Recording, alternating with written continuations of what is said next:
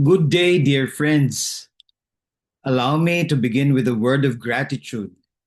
Thank you to Saysay Bikol for this third biennial conference entitled Durungán.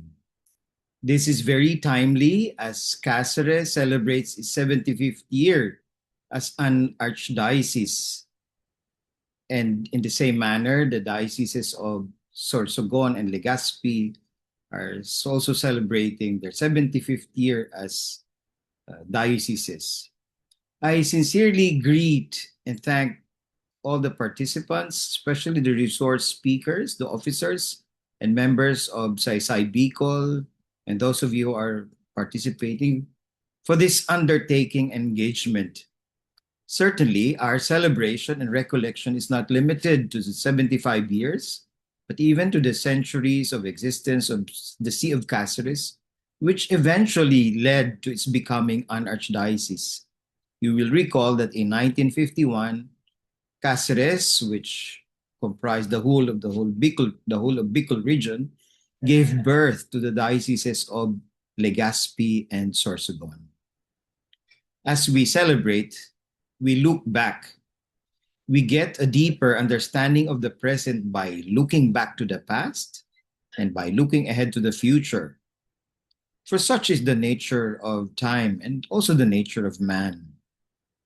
I congratulate Saysay Bicol for this conference, whose professed goals are the following: to explore new topics, themes, and perspectives in the local and regional histories of Cabicolan and the historical jurisdiction of the Sea of Caceres, to enrich the discourse in the Philippine ecclesiastical history, and to explore new historical sources about the sea.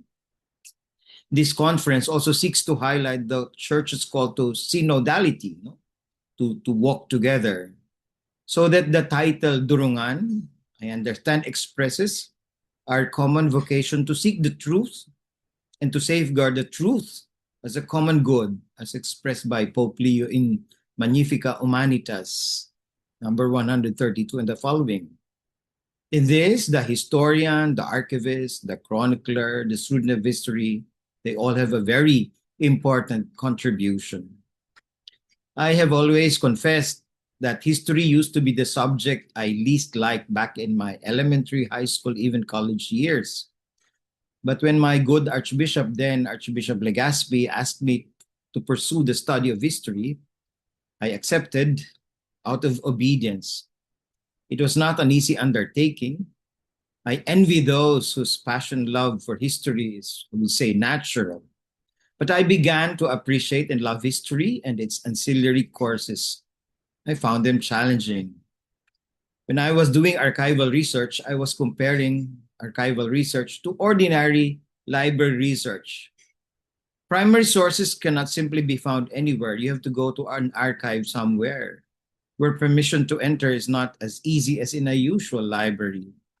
And you can only access a limited number of materials with a limited time. And those materials often are written in a language that is not one's mother tongue, especially in our case, and in a script that one must decipher. Reproduction of materials is costly. And as I've said, that the number of entrances to the archives is limited. And there isn't much socializing doing one's research. But one experiences the excitement in a discovery of a valuable material, providing a clue to what may lead to a new vista of reality. I used to lament the way history subject was taught by memorization or rote memorization. Many of us get tired of simply memorizing. Yet after delving into the study of history, I saw that the importance of memory is no small matter. Without the memory of actual places, persons, events, one can only have an imagined or a fictional story or a fantasy. Thus, we cannot underestimate the value of memory. And even in this digital age, the importance of memory is no small thing. Today, however, ironically also, as we highlight the importance of memory, we also observe the deterioration of human memory. In the past, where information was limited, people tried their best to remember things in their details, telephone numbers, etc. But now with extended memories, there is a tendency for us not to store them. Anyway, we have these extended memories, the computer, the cell phone, the cloud, the camera. But today, one who keeps greater memory has greater power. Another reason, perhaps, for the deterioration of human memory is because there is just too much to remember. If in the past there is a dearth of documents and sources, today we have a proliferation or an explosion of information. However, pertaining to the past and pertaining to the past of Caceres or dioceses or the Philippines, there is much still to discover and to learn. One of the challenges I faced when I was attempting to write about some aspects about Bikol history is the absence or lack of primary sources. The bishop's residence of Caceres, which should have been a rich depository of historical materials, was destroyed during the Second World War. Sadly, our parish archives are not in good condition, and documents are no longer available. One, as we've said, needs to go somewhere, to Santo Tomas, to the National Archives, to the Vatican Secret Archives. Thus, I thank especially our resource persons who, from their work, will enlighten us about our past, our history. Thank you for the opportunity for sharing with us. By doing this, you expand the conversation, the discourses, allowing others to take part in what we may call as the unfolding of our story. And this is the intent of synodality. Gabos kaayon, gabos may gibohon. Kudos to all the participants for keeping a lively interest in history. And if we want to understand history, which is not simply a collection of dates and events, we continue to search for the truth, to seek and see how the story of how we as persons, as human beings, lived and worked together. We pay particular attention to the three realities of collaboration, conflict, negotiation. These are three forces that have shaped virtually our institutions, communities, and the important moments in our history. And we can add archives, our tradition, preserve the memory of all three. We are excited to see these at work in the presentations. We look into what we have built together, collaboration. We also consider what we would rather forget, conflict. History is made up of these. In history, we find clash of ideas, but also the interaction of ideas, interest, passions, emotions, decisions, circumstances. And we take a view of the journey towards consensus, negotiation. Consensus, the ability to remain in relationship, even as we disagree. Consensus doesn't mean that everyone or we all begin agreeing. Consensus often means that people are willing to listen long enough to discover something they could affirm together. This is especially relevant today when the church speaks increasingly about synodality, participation, and shared responsibility.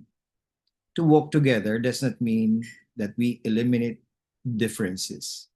It means that we learn how to listen, discern, negotiate, and move forward together.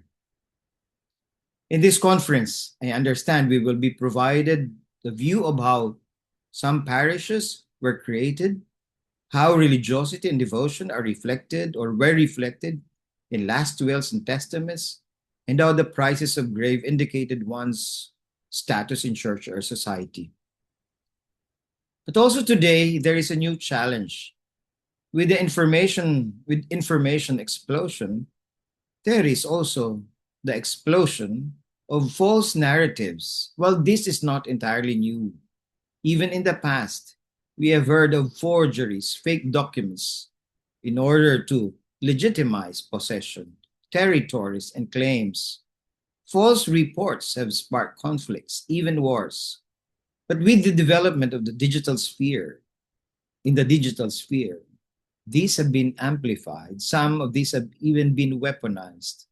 Rapid development of digital technology and with the advent of the fourth industrial revolution, we are again witnessing shifts in power. The shift of power of tools, ways of doing, with their attendant complexities. Indeed, these new things, res nove, new things, challenge our principles, our ways of doing, and they bring new questions. Archiving, historiography, as human activity are not exempt. But in this particular conference, we wish to see how working together, synodality, has helped us construct, resolve conflicts, and come to agreements. In all this, as in the past, the same challenge stays for the chronicler, the archivist, the historian, or anybody interested in history. Well, for all of us, that is the pursuit of truth and the safeguarding of truth as a common good. And in this time of intelligence, we are called to pursue intellectual honesty. We are all aware that as humans, we all have our biases. Objectivity in history is not the absence of bias, but the heightened consciousness of our biases, that we may safeguard truth as common good, not simply as a personal possession or secret weapon. Thus, we commend the sharing of truths, of the fruits of researches and study. There is another challenge for all of us, historians or not, the emergent of what we may call, or I may call, a super chronicler, artificial intelligence. The amount of data it can contain is beyond imagination, so to speak. Thus, it is good for us to take note of the distinction between human intelligence and artificial intelligence.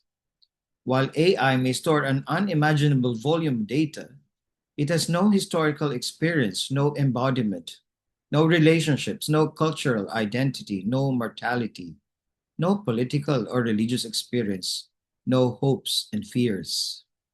AI does not belong to a historical community whose memory it is interpreting, yet it may become a new participant in the historical inquiry, perhaps a new kind of historical intelligence, but it is still the human historian who makes judgments about meaning, significance, responsibility, and truth.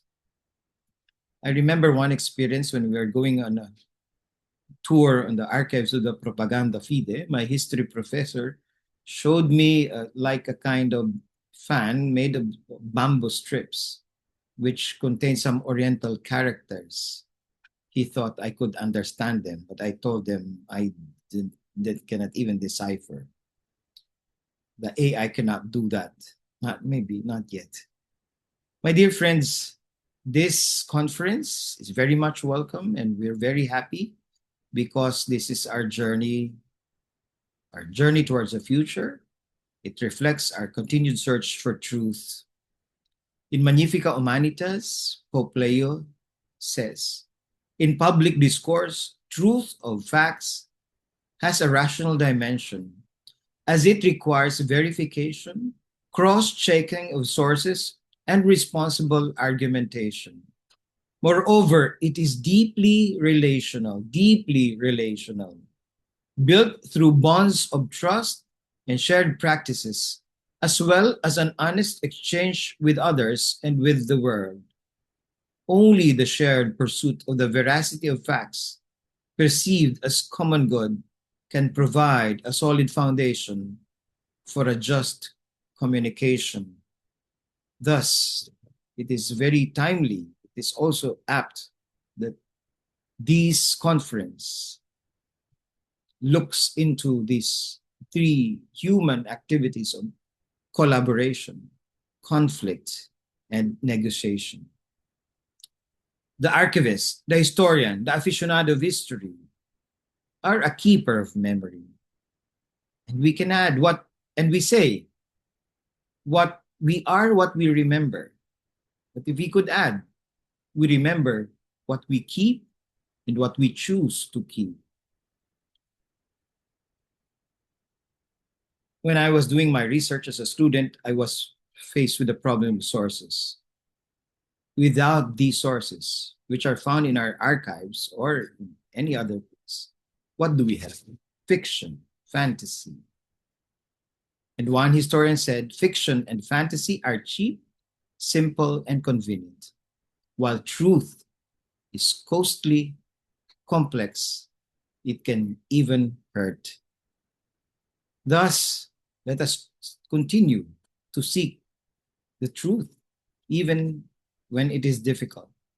Let us continue to come together to discuss, to engage into conversations, for truth is relational. And the stories we tell become part of our memory. And today, we do not only listen to the voices of the ones who wielded power and authority, but we listen to the voices of those at the margins. And we hope that as we listen to the presentations, human voices and human faces emerge. Durungán. Today, I trust we come together, not simply as individual historians or archivists or researcher or student or professor, but as a community of persons seeking to understand ourselves better. And together, we do not simply transmit information, but create a culture in order to enrich our collective consciousness, our collective imagination, and to harness our collective conscience. According to a philosopher, our collective conscience is our shared beliefs, values, norms, moral attitudes, and ways of thinking that bind members of society together. History is not simply what happened in the past. It is the continuing human effort to understand what happened, to preserve its memory, to confront conflicting interpretations, and to negotiate a truthful account that can be handed on to the future. In the name of the Archdiocese of Caceres, I thank everyone. Thank you once again to all the resource speakers, the participants, the organizers, and volunteers. Thank you all. It is my sincere prayer and wish that we may all have a meaningful and fruitful conference. God bless you all. Good morning.